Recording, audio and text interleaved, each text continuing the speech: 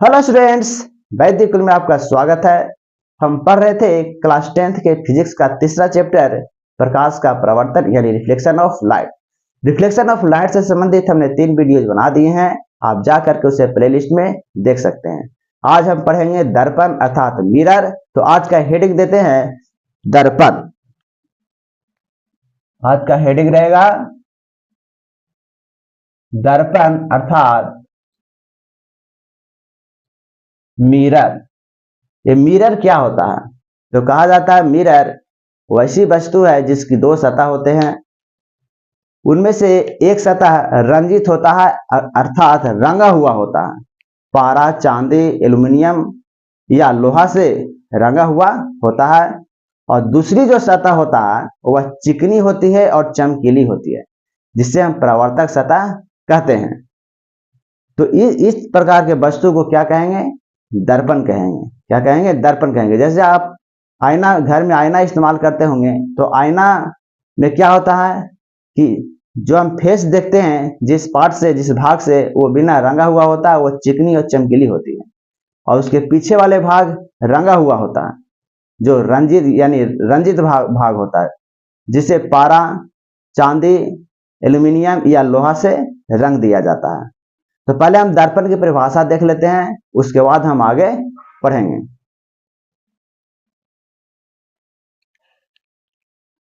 दर्पण क्या है? वैसी वस्तु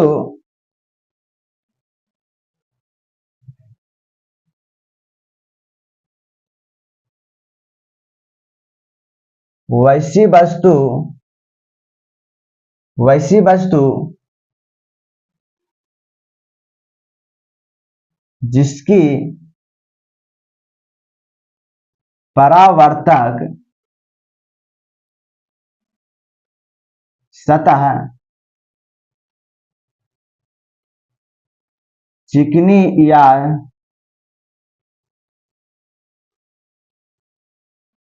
चमकीली होती है, जिससे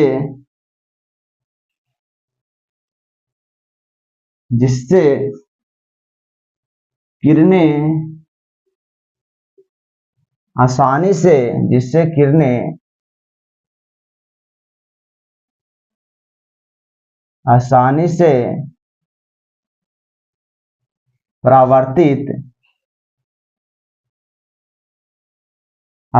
परावर्तित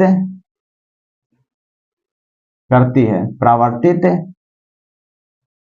वैसी वस्तु जिसकी परावर्तक सतह चिकनी और चमकीली होती है, जिससे किरणें आसानी से परावर्तित हो जाती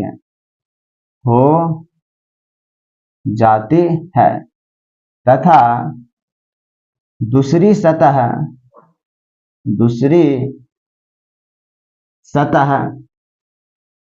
रंजित होता है, या हम बोल सकते हैं दूसरी सतह पारा, चांदी, एल्यूमिनियम या लोहा से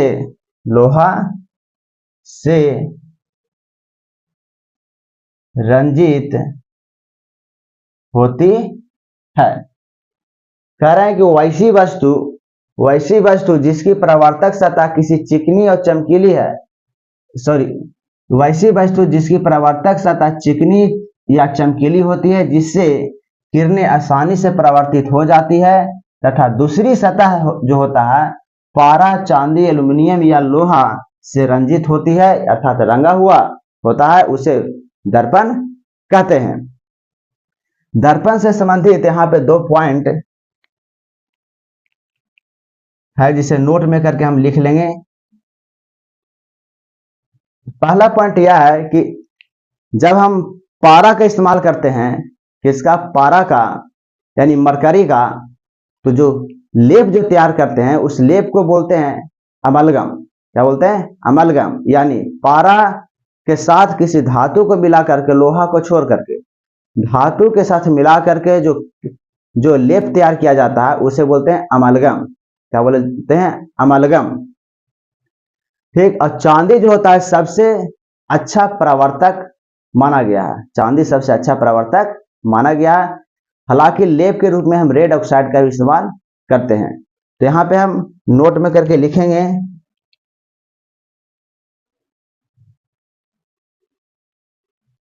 अमलगम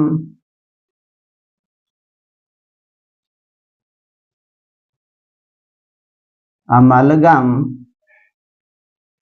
या मर्क्यूरस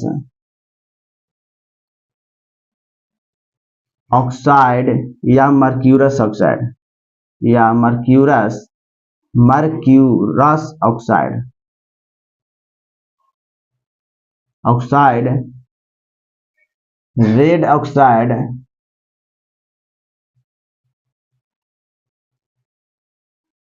रेड ऑक्साइड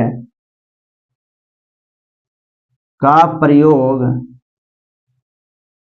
प्रयोग दर्पण को रंगने में करते हैं। दर्पण को रंगने में करते हैं। अगर पूछेगा कि दर्पण को किन किन चीजों से रंगा जाता है या रंजित किया जाता है, तो सीधे आप बोलिएगा अमलगम। मुख्य रूप से अमलगम और चांदी का इस्तेमाल किया जाता है। अमलगम और चांदी का इस्तेमाल किया जाता है, यानी एग्जाम में यही पूछेगा। एल्युमिनियम का इस्तेमाल हो रहा है और लोहा का भी इस्तेमाल हो रहा है।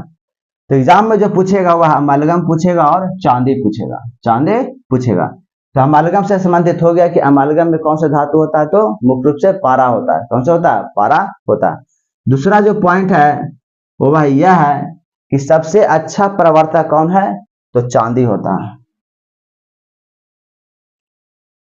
सबसे अच्छा परावर्तक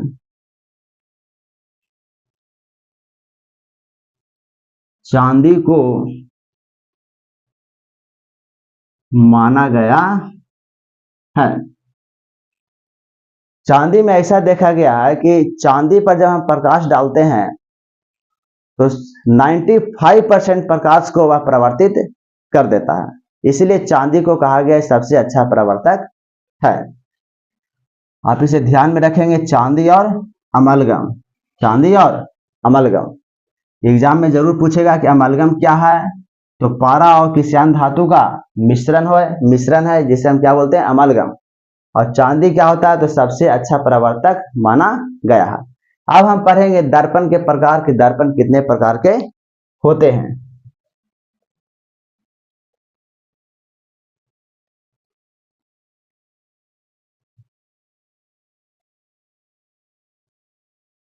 हेडिंग देते हैं दर्पण के प्रकार।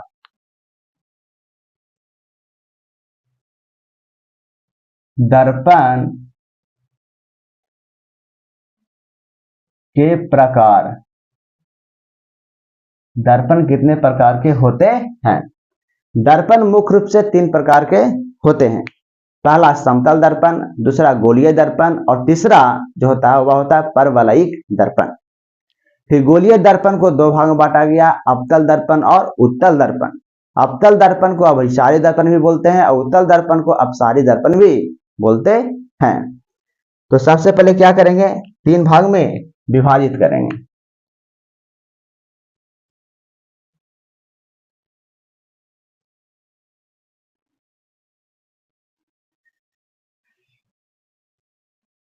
पहले लिखेंगे समतल दर्पण।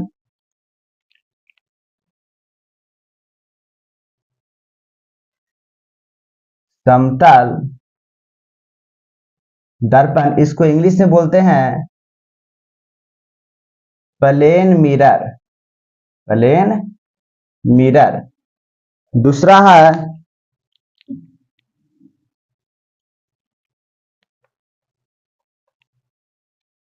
अवतल दर्पण, सॉरी गोलीय दर्पण। दूसरा गोलीय दर्पण।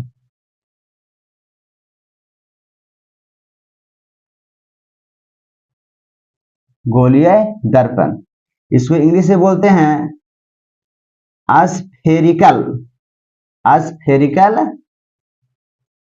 मिरर। Spherical mirror. तीसरा जो है वह है परवलयिक दर्पण। परवलयिक, परवलयिक दर्पण। परवलयिक दर्पण ज्यादा नहीं पढ़ना, बस इसका फिगर को देखना है। इसको इंग्लिश से बोलते हैं parabolic, parabolic mirror, parabolic mirror. पुनः गोलीय दर्पण को दो भाग में बांटा गया है।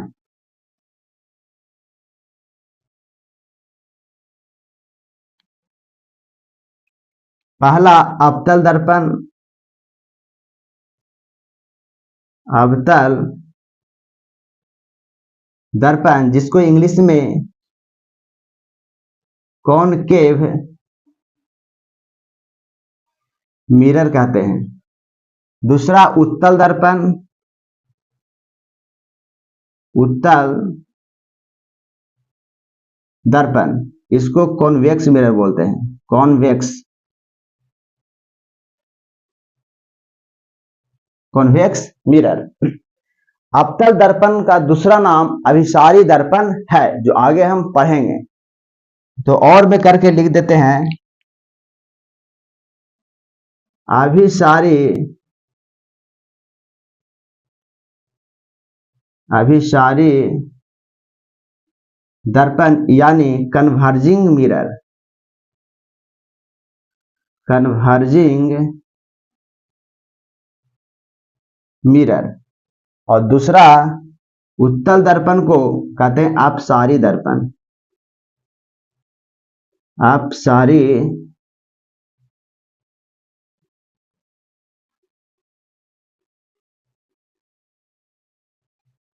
अपसारी दर्पण यानी डाइवर्जिंग मिरर, डाइवर्जिंग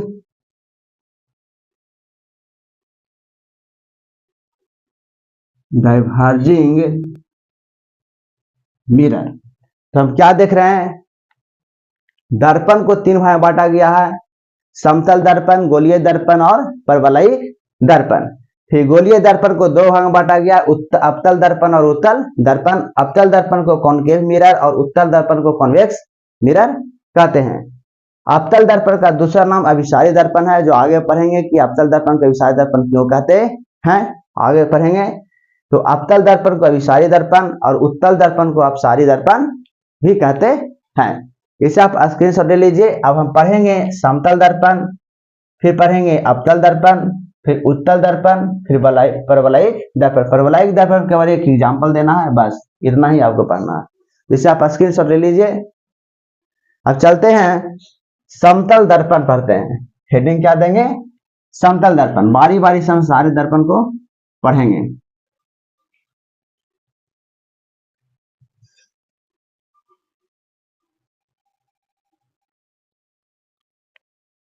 तो हेडिंग रहेगा समतल दर्पण, समतल दर्पण अर्थात प्लेन मिरर, प्लेन मिरर। ये प्लेन मिरर क्या होता है, तो वैसी दर्पण, वैसी दर्पण जिसकी परावर्तक सतह समतल होती है उसे समतल दर्पण कहते हैं।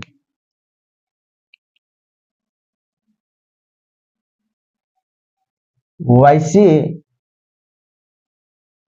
दर्पण जिसकी परावर्तक सतह, परावर्तक सतह समतल होती है उसे उसे उसे समतल दर्पण कहते हैं, उसे समतल दर्पण कहते, समतल दर्पण कहते हैं। जैसे एग्जांपल में आप देखिए,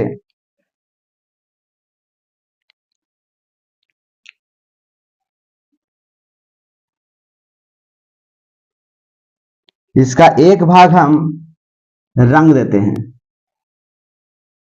ये जो रेड से इस प्रकार हम कर रहे हैं, ये रंगा हुआ भाग है, रंगा हुआ भाग है, यानी रंजित भाग है, रंजित भाग है। मिरर का नाम देते हैं एम एम डैश। ये जो ऊपर वाला जो भाग है इसे बोलते हैं परावर्तक सतह, परावर्तक सतह, रिफ्लेक्टर, रिफ्लेक्टर, रिफ्लेक्टर। ये जो नीचे जो रेड से दिखाई दे रहा है इसे बोलते हैं रंजित सतह, रंजित सतह यानी क्ले भाग, है ना। अच्छा, परावर्तक सतह क्या देख रहे हैं कि परावर्तक सतह जो है वो एकदम समतल है। क्या है? समतल है, एकदम बराबर है ऊपर, है ना। तो इसलिए इस मिरर को कहेंगे समतल दर्पण, समतल दर्पण। अब हम आगे पढ़ेंगे कि समतल दर्पण के द्वारा बना प्रतिबिंब, समतल दर्पण के द्वारा बना प्रतिबिंब, कैसे प्रतिबिंब बनता है और किस प्रकार के प्रतिबिंब बनते हैं। तो अगला हेडिंग रहेगा समतल दर्पण के द्वारा बना प्रतिबिंब।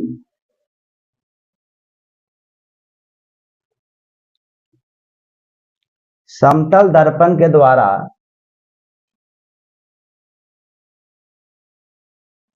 समतल दर्पण के द्वारा बना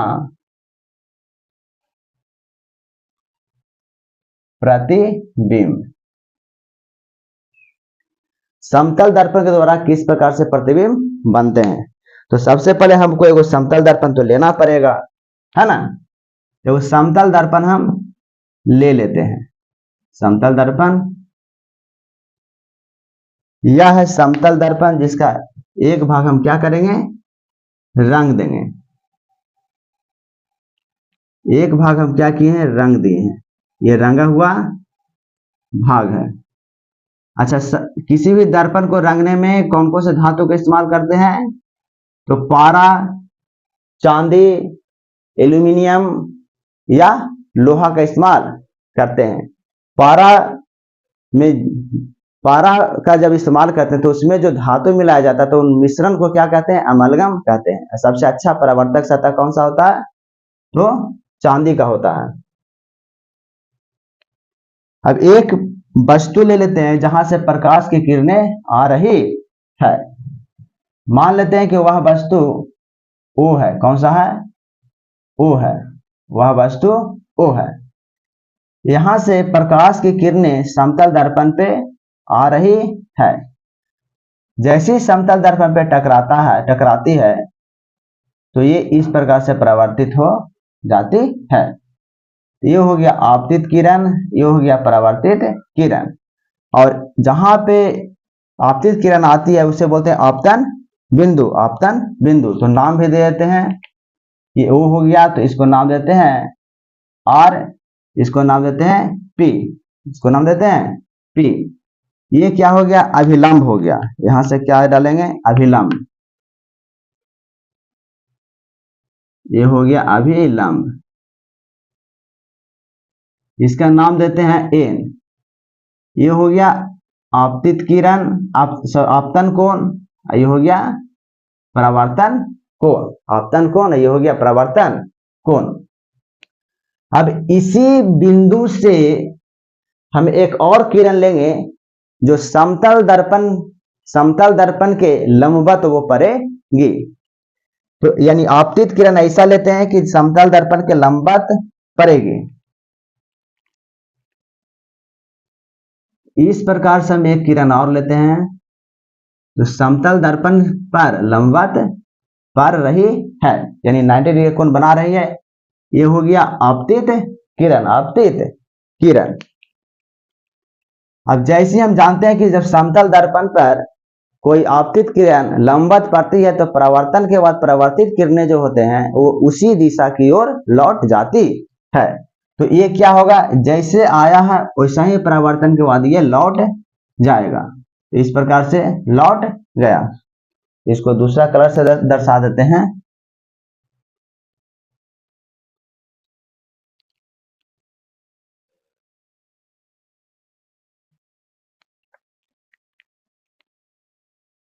इस प्रकार लौट गई।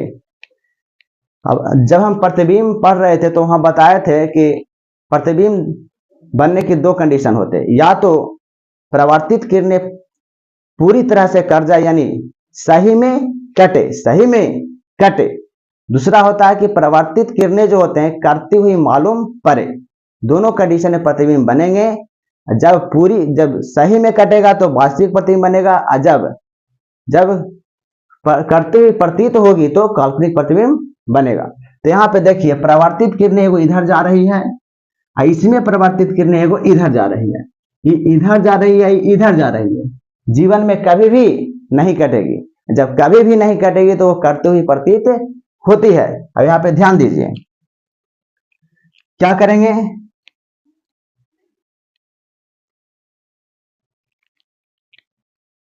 ये जो परावर्तित किरणें हैं इसे पीछे की ओर हम बढ़ाते हैं, पीछे की ओर बढ़ाते हैं, इस प्रकार से बढ़ाते हैं। टेढ़ा हो गया नहीं,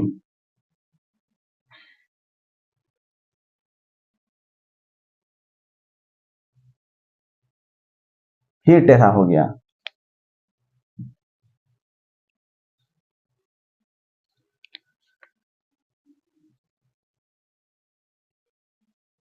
इस प्रकार से बढ़ा दिए हैं। इसको भी पीछे की ओर परावर्तित किरणें कौन सा मान लेते हैं कि यह है ओ एल पर आके टकराती है, किस पे, एल बिंदु पे आके टकरा रही है। तो एल ओ परावर्तित किरण हो जाएगी, उसको नीचे की ओर बढ़ाएंगे, नीचे की ओर बढ़ाएंगे, यानी अब आ करके जब इसको इधर बढ़ाए हैं, इसको इधर बढ़ाए हैं, तो आ करके यहाँ पे कट कर रही है, यानी करती हुई प्रतीत हो रही है। अब जहां पे करते हुए प्रतीत होगी तो वस्तु का प्रतिबिंब वहीं पे बनेगा। अब इसका नाम देते हैं ओ डैश, यानी प्रतिबिंब क्या हो गया, ओ डैश। यह प्रतिबिंब किसका है, तो ओ का है। किसका प्रतिबिंब है, ओ का प्रतिबिंब ओ डैश बन गया। अच्छा, इसमें खासियत क्या है, इसमें 4 गो पॉइंट पढ़ना है, आप ध्यान से देखिए। पहला कि दर्पण इसकी कुछ विशेषताएं हैं। पहला देखते हैं कि दर्पण से जितना दूरी पर वस्तु होती है, प्रतिबिंब दर्पण से उतना ही दूरी पर बनता है। मान लिया जाए कि दर्पण से वस्तु की दूरी यदि 10 मीटर है, तो प्रतिबिंब भी दर्पण से कितना दूरी पर बनेगा, 10 मीटर पर बनेगा। ठीक, पहला। दूसरा यह है कि वस्तु का जो आकार होता है, वस्तु का जो आकार होता है वही आकार प्रतिबिंब का होता है। मान लिया जाए कि वस्तु का आकार 2 मीटर है, तो प्रतिबिंब का भी आकार 2 मीटर होगा। दूसरा पॉइंट। तीसरा पॉइंट यह है कि हम यहाँ पे देख रहे हैं कि प्रतिबिंब जो बन रहा है वो दर्पण के पीछे बन रहा है, दर्पण के पीछे बन रहा है, दर्पण के पीछे। जब दर्पण के पीछे जब प्रतिबिंब बनता है, तो हम जब प्रतिबिंब पढ़ा रहे तो क्या पढ़ाए थे, तो वह प्रतिबिंब काल्पनिक होता है, वह प्रतिबिंब काल्पनिक होता है। और जो प्रतिबिंब काल्पनिक होता है वह वस्तु के सीधा होता है, वस्तु के सीधा होता है। यह तीसरा पॉइंट हो गया। चौथा पॉइंट यह है कि समतल दर्पण पार्श्व विपरिवर्तन को दर्शाता है, यानी लैटरल इन्वर्सन को दर्शाता है। कौन सा, समतल दर्पण। समतल दर्पण पार्श्व विपरिवर्तन को दर्शाता है। तो सबसे पहले हम क्या करते हैं कि जो लिए हैं, अब फिगर में जिस का इस्तेमाल किए हैं उसे हम पहले लिखते हैं। तो सबसे पहले क्या लिखेंगे, समतल दर्पण एम डैश पर ओ बिंदु से आ रही प्रकाश की किरणें, वो बिंदु से आ रही प्रकाश की किरणें परावर्तन के बाद परावर्तित किरणें पी आर तथा एल ओ डैश बिंदु पर करती हुई प्रतीत होती है। अतः हम बोल सकते हैं कि ओ डैश जो है ओ का ही प्रतिबिंब है। तो इसे हम लिखते हैं, पहले लिखते हैं कि समतल दर्पण पर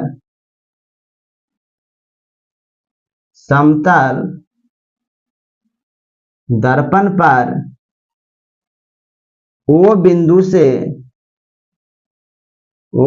से आ रही किरणें परावर्तन के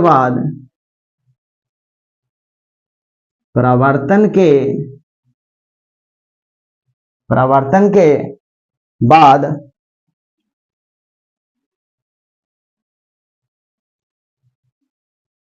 प्रवर्तन के बाद परावर्तित किरणें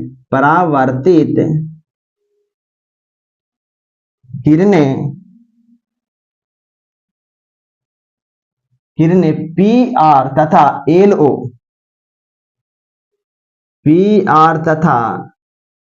एल ओ डैश बिंदु पर कटती हुई प्रतीत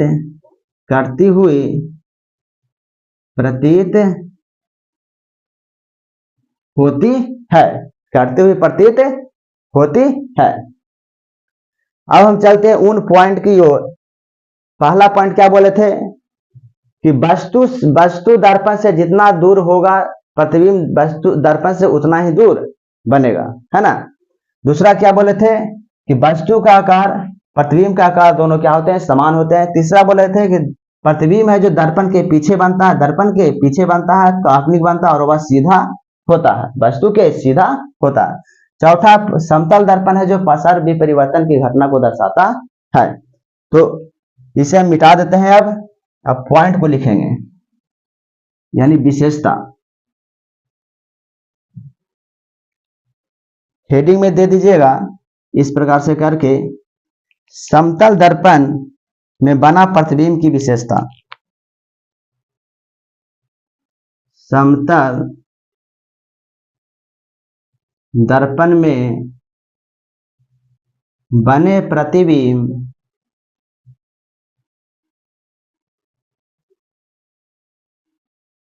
की विशेषताएं आप नीचे लिखते जाएंगे, हमारे पास जगह नहीं इसलिए यहां पे लिखे हैं। तो पहला विशेषता लिखते हैं। पहला विशेषता क्या है कि वस्तु से दर्पण से जितना दूर पर वस्तु होगी प्रतिबिंब दर्पण से उतनी ही दूरी पर बनेगा। वस्तु समतल दर्पण से जितनी दूरी पर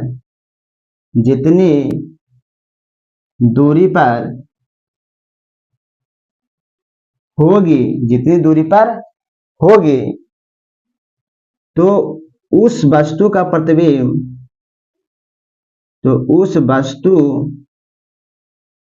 प्रतिबिंब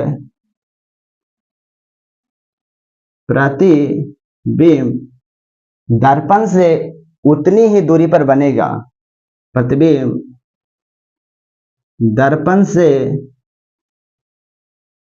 उतनी ही दूरी पर बनेगा, है ना। समतल दर्पण से जितना दूर पर वस्तु होगा उतनी ही दूरी पर दर्पण से उतनी ही दूरी पर प्रतिबिंब बनेगा।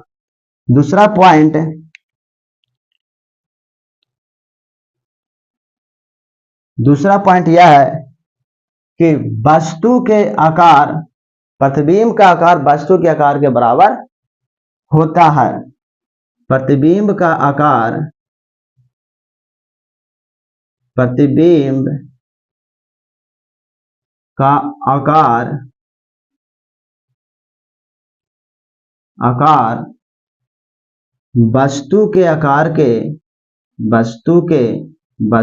के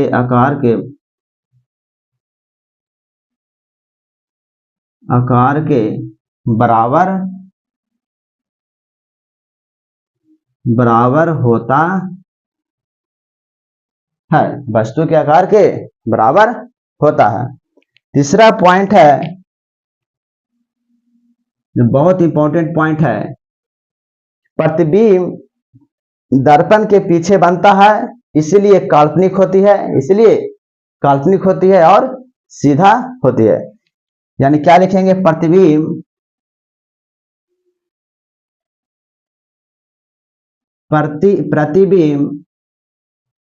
समतल दर्पण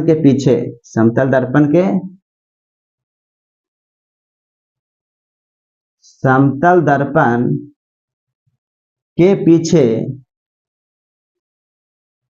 बनता है और पीछे बनता है इसलिए काल्पनिक इसलिए प्रतिबिंब समतल दर्पण के पीछे बनता है, इसलिए प्रतिबिंब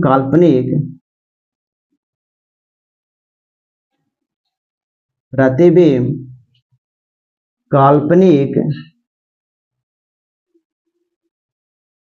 और सीधा होता है, सीधा होता है। यह तीसरा पॉइंट हो गया।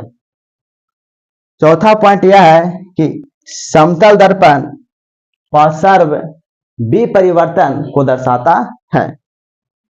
चौथा पॉइंट, समतल दर्पण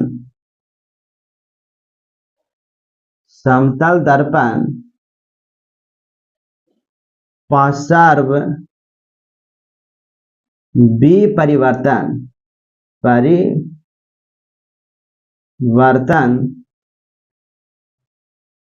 विपरिवर्तन को इंग्लिश में बोलते हैं लैटरल इन्वर्सन। लैटरल इन्वर्सन को दर्शाता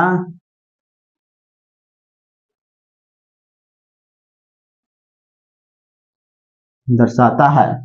हम आगे पढ़ेंगे कि पार्श्व विपरिवर्तन क्या होता है। तो अभी हम समतल दर्पण से संबंधित प्रतिबिंब की विशेषताएं देखें। पहला विशेषता क्या है कि वस्तु समतल दर्पण से जितनी दूरी पर है, प्रतिबिंब दर्पण से उतनी ही दूरी पर बनेगा। अगर ये 10 है तो ये भी 10 मीटर होगा, ये 10 मीटर, ये भी 10 मीटर। वस्तु का जो आकार होगा वही आकार प्रतिबिंब का होगा। ये दूसरा पॉइंट है। तीसरा पॉइंट है कि प्रतिबिंब जो है समतल दर्पण के पीछे बनता है, इसीलिए काल्पनिक होता है और वस्तु के सीधा होता है। चौथा पॉइंट यह है कि समतल दर्पण जो है ये पार्श्व विपरिवर्तन को दर्शाता है। ये पार्श्व विपरिवर्तन कहने का मतलब है कि जब आप समतल दर्पण के सामने अपना बायां हाथ को ले जाएंगे तो ऐसा प्रतीत होगी तो यह दायां हाथ है। अगर बायां हाथ को ले जाएंगे तो दायां हाथ प्रतीत होगी, अगर दायां हाथ को ले जाएंगे तो बायां हाथ, यानी बायां हाथ को ले जाएंगे तो दायां और दायां को ले जाएंगे तो बायां। तो इसी घटना को बोलते हैं पार्श्व विपरिवर्तन। जो आगे हम पार्श्व विपरिवर्तन समझेंगे, इसे आप स्क्रीनशॉट ले लीजिए। अब आगे हम चलेंगे, देखते हैं पार्श्व विपरिवर्तन क्या होता है।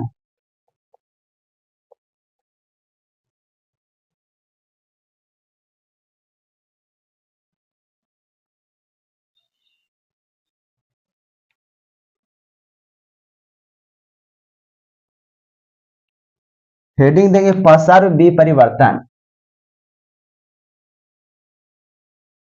पार्श्व विपरिवर्तन यानी लैटरल इन्वर्सन।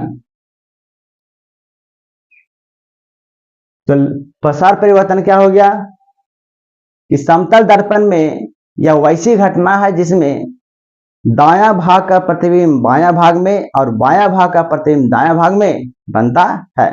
तो इस घटना को क्या कहेंगे? पार्श्व विपरिवर्तन। तो परिभाषा क्या देंगे? समतल दर्पण में यह वैसी घटना है, समतल दर्पण में समतल दर्पण में यह वैसी घटना है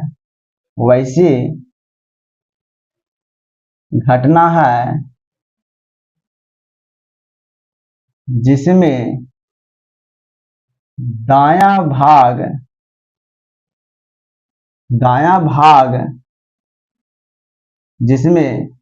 दायां भाग का प्रतिबिंब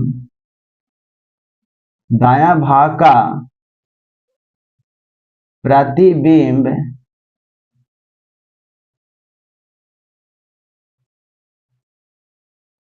बायां भाग में और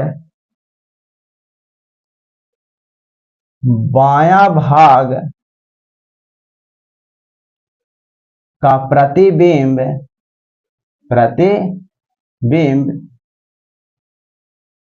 दायां भाग में बनता है।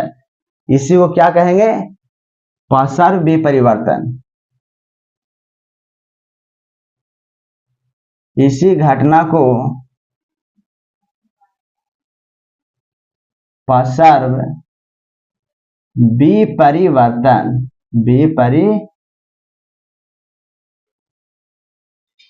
पसर विपरिवर्तन मतलब कि लेटरल इन्वर्सन कहते हैं। पसर विपरिवर्तन कहते हैं। अब एग्जाम्पल देंगे, आप ध्यान से देखिए, आसानी से समझ में आ जाएगा। पहले हम लेते हैं एक लेटर लेते हैं एल, एक लेटर लेते हैं या एच ले लेते हैं। क्या लेते हैं? एच ले लेते हैं।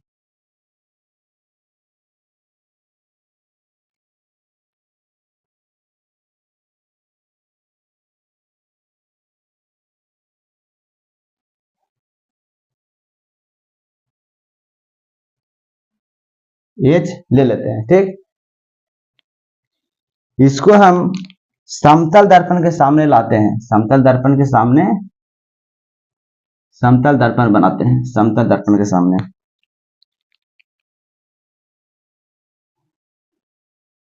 समतल दर्पण के सामने लाते हैं।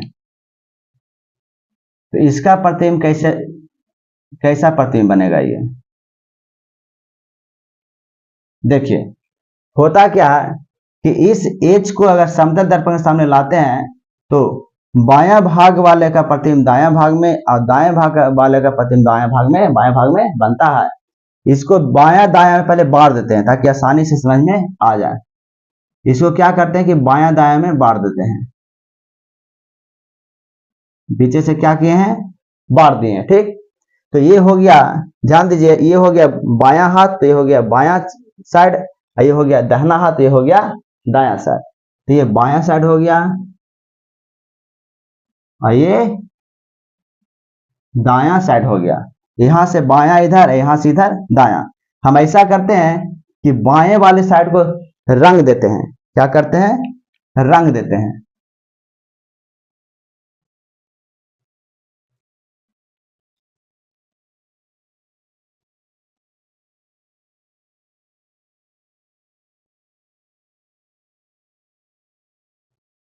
इस प्रकार से रंग दिए हैं। तो इसका प्रतिबिंब कैसे बनेगा? बायां वाले को दायां भाग में और दायां भाग वाले को बायां भाग में बनेगा। तो इसका प्रतिबिंब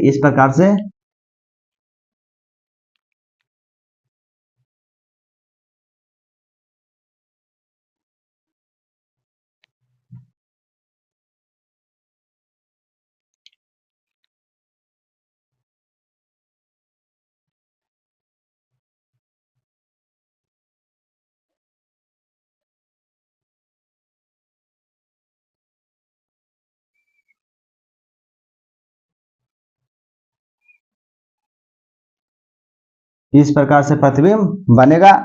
ये जो बायां भाग जो लिखा हुआ, इसको दायां भाग में बनाएंगे और दायां भाग को बायां भाग में बनाएंगे।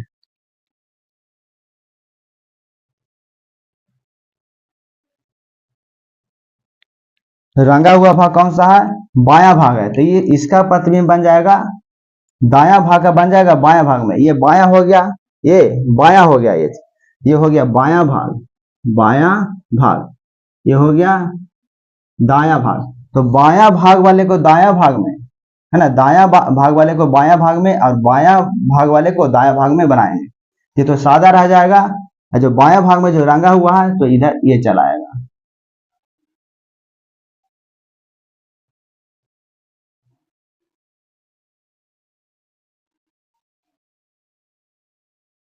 ये चला आएगा, ठीक। इसी को बोलते हैं पार्श्व विपरिवर्तन। आप एल को बना करके देखेंगे, घर पे एल को बना करके देखेंगे कि इसका प्रतिबिंब कैसे बनता है। ये आपका होमवर्क है, आप खुद बना के देखेंगे। पहले इसको बायां दाएं बांट लीजिएगा, फिर प्रतिबिंब उधर, फिर बायां दाएं बांट लीजिएगा, फिर बायां का प्रतिबिंब दायां भाग में और दायां भाग का प्रतिबिंब बायां भाग में बनेगा। ठीक, इसे आप स्क्रीनशॉट ले लीजिए। अब आगे चलते हैं, देखते हैं कि समतल दर्पण से संबंधित कुछ अन्य महत्वपूर्ण विशेषताएं को हम समझेंगे, जो एग्जाम में हमेशा पूछते रहता है।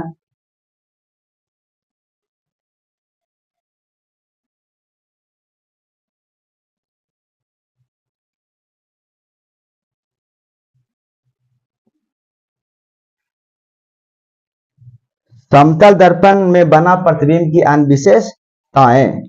हेडिंग क्या देंगे? समतल दर्पण में बना प्रतिबिंब प्रतिबिंब का या प्रतिबिंब के अन्य विशेषताएं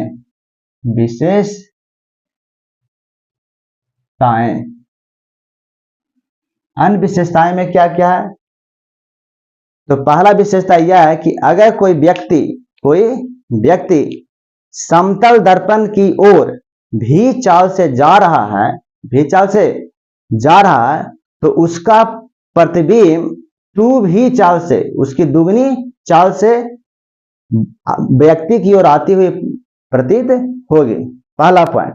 दूसरा पॉइंट यह है कि अगर आपतित किरण को नियत रखा जाए और दर्पण को थीटा से घुमाया जाए, तो उसका प्रवर्तित किरणें जो है टू थीटा से घूम जाती है। ये दूसरा। तीसरा है कि अगर किसी वस्तु का पूर्ण प्रतिबिंब हम समतल दर्पण में देखना चाहते हैं, तो समतल दर्पण की लंबाई वस्तु के लंबाई के कम से कम आधी होनी चाहिए। उससे अधिक है तो कोई दिक्कत नहीं है, कम से कम आधी होनी चाहिए। अगर आधा से कम है तो समतल दर्पण में उस वस्तु का पूर्ण प्रतिबिंब नहीं बन पाएगा। चौथा पॉइंट यह है कि अगर दो समतल दर्पण किसी एंगल से जुड़ा हुआ, मान लिया जाए कि थीटा से जुड़ा हुआ है, तो अगर उस समतल दर्पण के बीच में कोई वस्तु को रख देते हैं तो कितने प्रतिबिंब बनेंगे, यानी प्रतिबिंब की संख्या क्या होगा? तो आंसर हो जाएगा 360 डिग्री बटा थीटा और -1, यही आंसर होगा। तो हम बारी बारी से विशेषताएं को देखते हैं। पहला विशेषता क्या है कि जब कोई व्यक्ति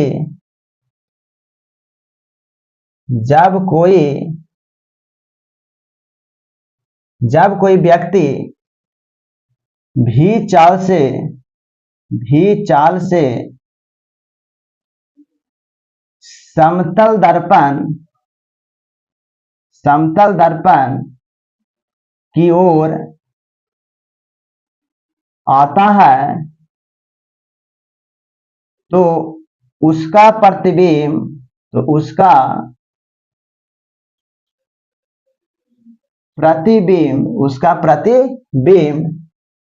टू भी चाल से व्यक्ति की ओर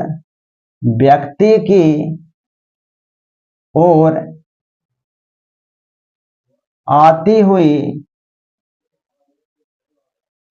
प्रतीत होती है।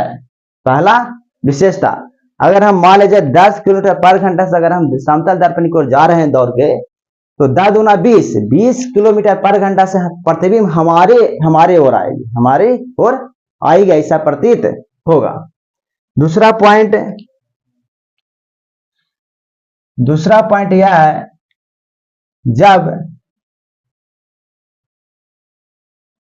जब आपतित किरण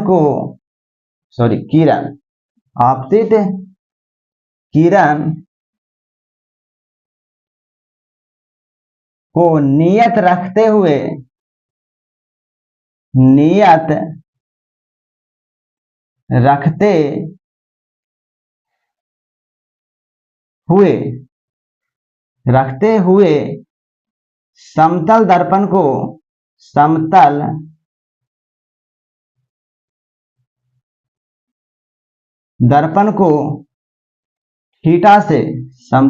को थीटा से घुमाया जाए,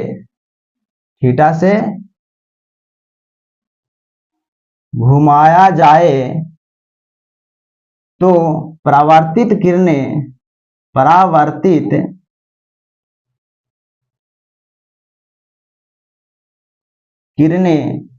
2 थीटा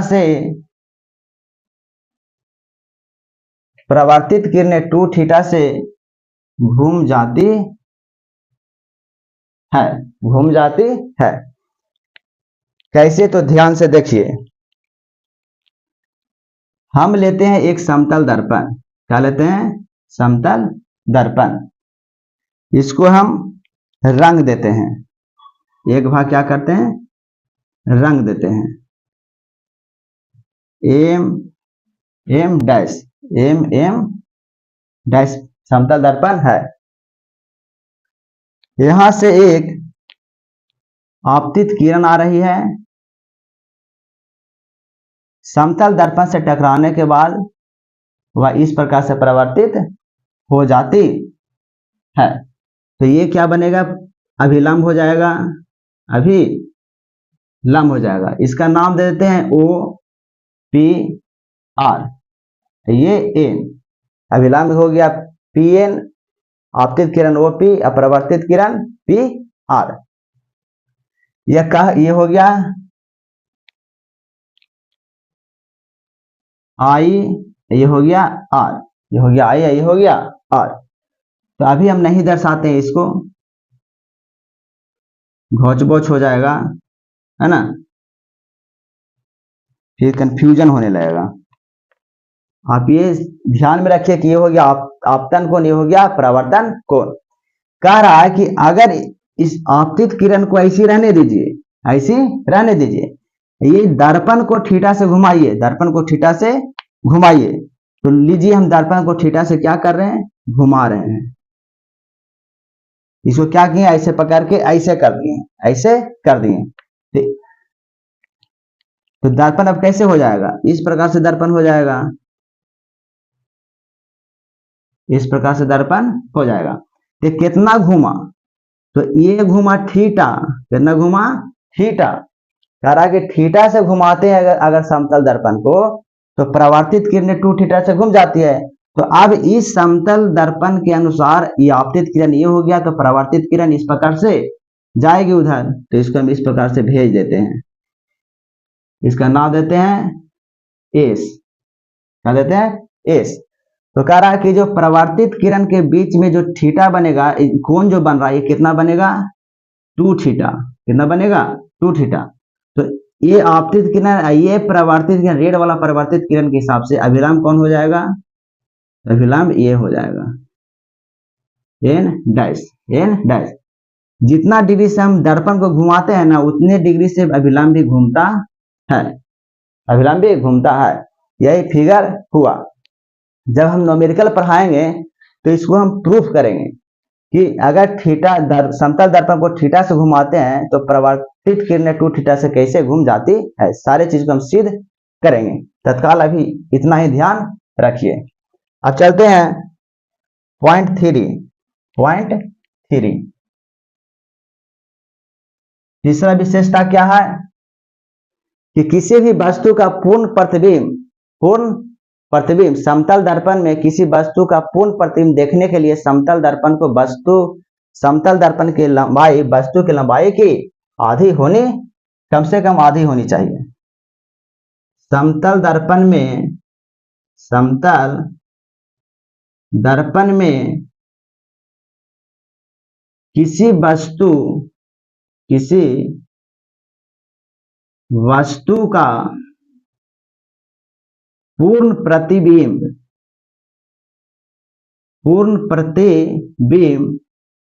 देखने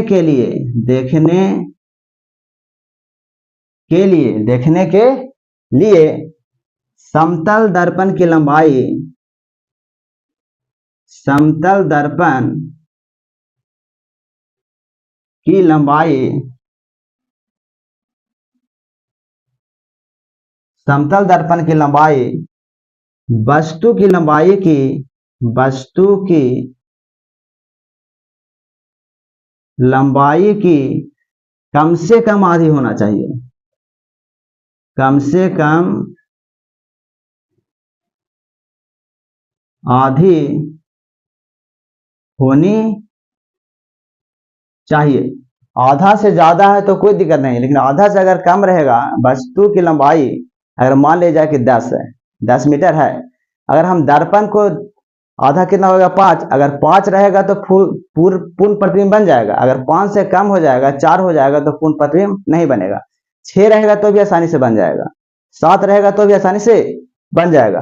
तरह के समतल दर्पण में किसी वस्तु का पूर्ण प्रतिबिंब को देखने के लिए समतल दर्पण की जो लंबाई होनी चाहिए वो वस्तु की लंबाई के कम से कम आधी होनी चाहिए, है ना, या आधा से अधिक भी आप बोल सकते हैं। चौथा जो पॉइंट है वो भाई यह है कि अगर समतल दर्पण या लिखते हैं दो समतल दर्पण, दो समतल दर्पण थीटा से जुड़ी है, जुड़ी है, जुड़ी है और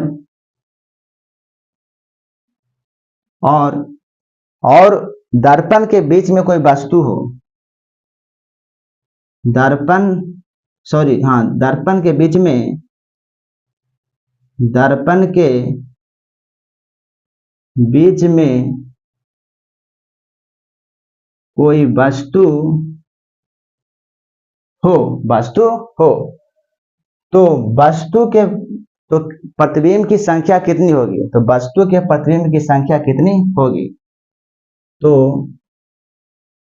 वस्तु के प्रतिबिंब की संख्या कितना हो जाएगा, तो हो जाएगा 360, इसको दूसरा कलर से लिखते हैं,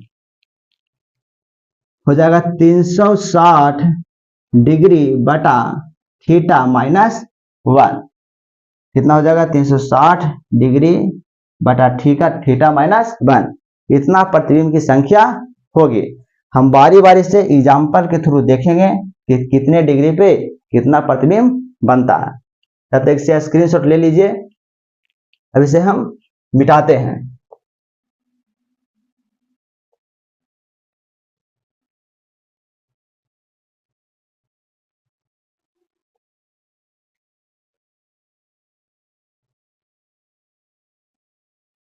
नोट में करके एक पॉइंट लिखेंगे, उसके बाद हम एग्जाम्पल देंगे। नोट में लिखते हैं कि अगर 360 डिग्री बटा थीटा माइनस 1, अगर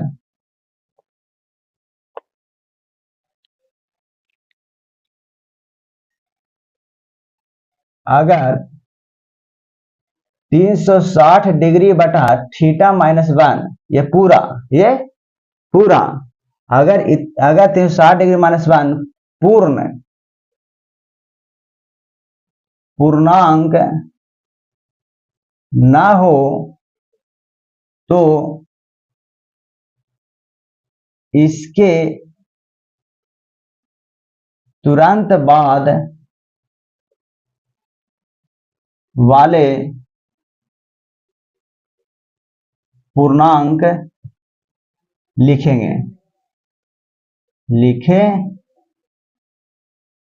है ना। अब एग्जाम्पल देते हैं, आसानी से समझ में आ जाएगा। पहला एग्जाम्पल है, मान लेते हैं कि थीटा बराबर 90 डिग्री लेते हैं, थीटा बराबर 90 डिग्री, यानी दो समतल दर्पण के बीच कोण कितना ले लेते हैं 90 डिग्री, तो प्रतिबिंब की संख्या कितनी होगी, तो क्या लिखेंगे 360 डिग्री बटा 90 डिग्री -1, ये कटेगा 9 36। अब 4 में से 1 जाएगा, 4 में से 1 जाएगा तो कितना बचेगा 3। यानी जब दो समतल दर्पण के बीच जब दो समतल दर्पण 90 डिग्री से जुड़ा हुआ है और उसके बीच में कोई वस्तु हम धर दिए हैं तो उसके कितने प्रतिबिंब हमें प्राप्त होगी, तो 3 प्रतिबिंब। अब दूसरा एग्जांपल लेते हैं। अगर थीटा बराबर हम मान लेते हैं 60 है, 60 डिग्री, तो क्या लिखेंगे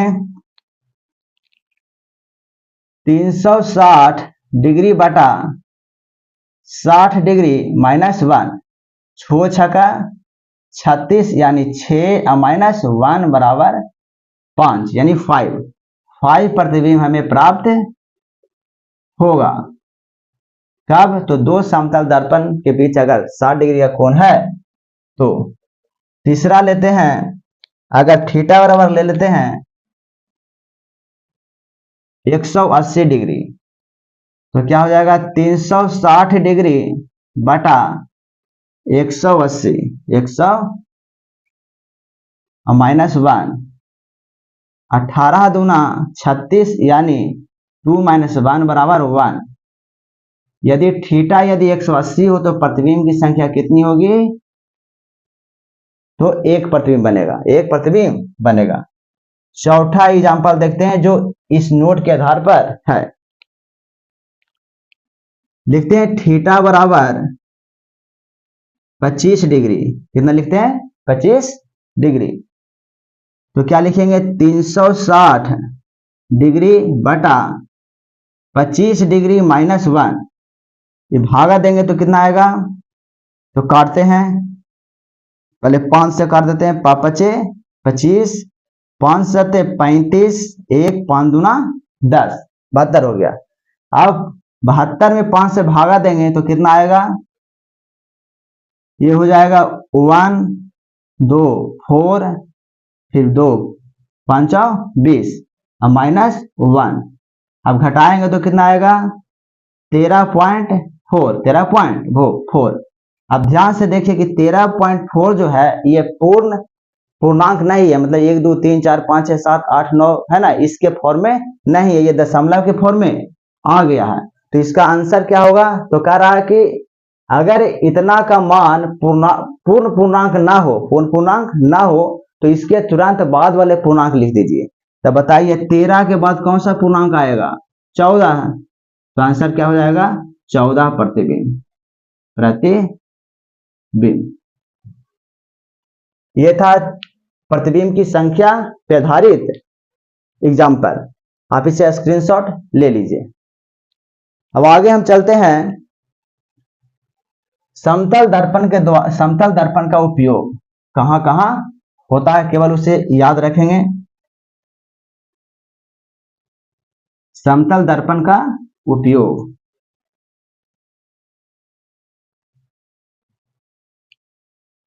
हेडिंग देंगे समतल दर्पण का उपयोग। समतल दर्पण का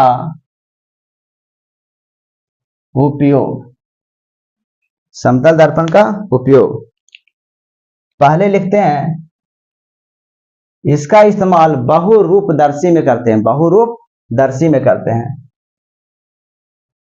बहुरूपदर्शी में करते हैं। इसको इंग्लिश से बोलते हैं कलाइडोस्कोप, कलाइडोस्कोप। इसकी खासियत क्या है, तो इस बहुरूपदर्शी में 3 समतल दर्पण होते हैं, 3 समतल दर्पण होता है, और प्रत्येक 2 समतल दर्पण जो होते हैं, यानी 2 समतल दर्पण 60 डिग्री से जुड़ा हुआ होता है। 2 समतल दर्पण 60 डिग्री से जुड़ी रहती है। दूसरा इस्तेमाल करते हैं पेरिस्कोप में यानी परिदर्शी में इस्तेमाल करते हैं। समतल दर्पण का इस्तेमाल परिदर्शी यानी पेरिस्कोप में करते हैं। इसकी क्या खासियत है? इसकी खासियत यह है कि इसमें बहुरूप में 3 समतल दर्पण का उपयोग किया जाता है, तो इसमें 2 समतल दर्पण का उपयोग किया जाता है। 2 समतल दर्पण का 2 समतल दर्पण होते हैं, 2 समतल दर्पण होते हैं। ये दोनों जो समतल दर्पण होता है यहाँ पे 60 डिग्री से जुड़ा हुआ है, तो यहाँ पे 45 डिग्री से जुड़ा हुआ रहता है। दोनों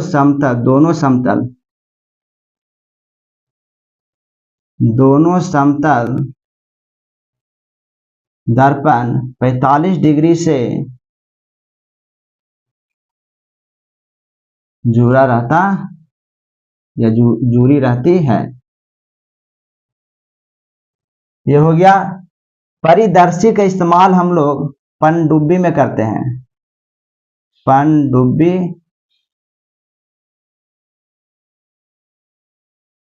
में करते हैं, पनडुब्बी में करते हैं। तीसरा, हम लोग डेली इस्तेमाल करते हैं अपने चेहरे को देखने में यानी आईना के रूप में। तो आईना में कौन से दर्पण का इस्तेमाल होगा? समतल दर्पण का इस्तेमाल होगा। आईना, इसको इंग्लिश में बोलते हैं लुकिंग ग्लास। लुकिंग ग्लास, ये है समतल दर्पण के 3 उपयोग। इसे आप जरूर याद रखेंगे, इसे आप स्क्रीनशॉट ले लीजिए। उम्मीद करता हूं कि आज जितने भी हम पढ़ाए हैं उन सारे चीजों को आप अच्छे से समझ गए होंगे। इस वीडियो को देखने के लिए थैंक यू, धन्यवाद। मिलते हैं नेक्स्ट वीडियो में नए टॉपिक के साथ।